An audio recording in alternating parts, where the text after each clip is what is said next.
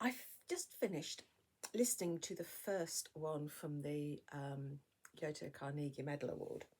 I'm going to cherry pick some from the long list to listen to. And it's Island of Whispers by Frances Hardinge. And it's only very short. It was about an hour and a half on Audible. And I believe the book itself is beautifully illustrated. I've not seen the book, I just picked it up on Audible. But the illustrations are in black, white, and blue, I think. So again, very sort of atmospheric descriptions.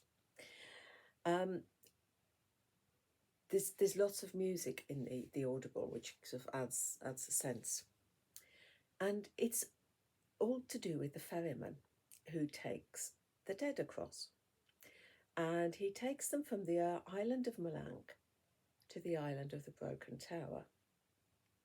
And the way it works is that when someone dies,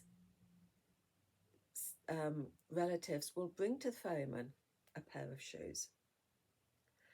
And so he takes the dead and these shoes across to the island. And once on the island, the dead get their shoes and then they go scampering off. That's the idea. But if you look at the dead, then you will die. So the ferryman, he's on this boat with the dead, and they have to wear hoods. But there's whispers all the time. The island of whispers. The ferryman's son Milo, his dad doesn't think that he's got it in him to be a ferryman. He's just too soft. Doesn't believe that he can do it.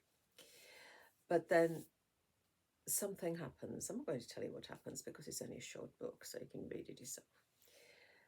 And Milo ends up having to take the ferry across.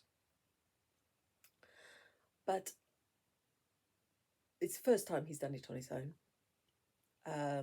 So he's got the dead in the boat with him. He's got the shoes, but he's also being pursued by the Lord of Malank, because one of the dead on Milo's boat is the Lord's daughter, and he wants her back because he's got magicians who can bring her back to life.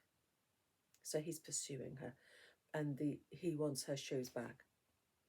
The girl's mother brought the ferryman the shoes, but the Lord wants the shoes back because if the shoes don't go to the island, then the girl can't go to the island.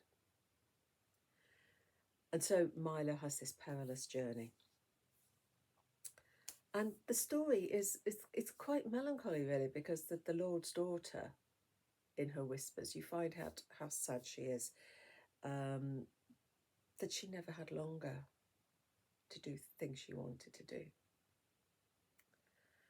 And the nice thing I found is that when the dead get to the island and they retrieve their shoes, you see them scampering off to this broken tower. And it's the joy. You sense their joy at being free now, at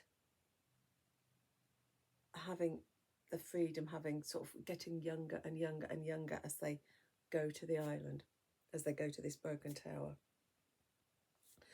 And it's sort of bittersweet because they leave their pain and their sorrow behind, but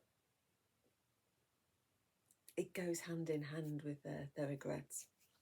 But Milo's story is at the heart of this, because his empathy makes him, is going to make him a wonderful ferryman. It's Milo coming into his own. I thought it was a charming story, it really was, and I'd love to see the physical book and look at these illustrations, but I really enjoyed listening to it. But it's only an hour and a half on Audibles, and the book wouldn't take you long to read either, so I would have thought. So a very short one. I think it is the shortest one on the long list. So, Islander Whispers. Happy reading. Take care.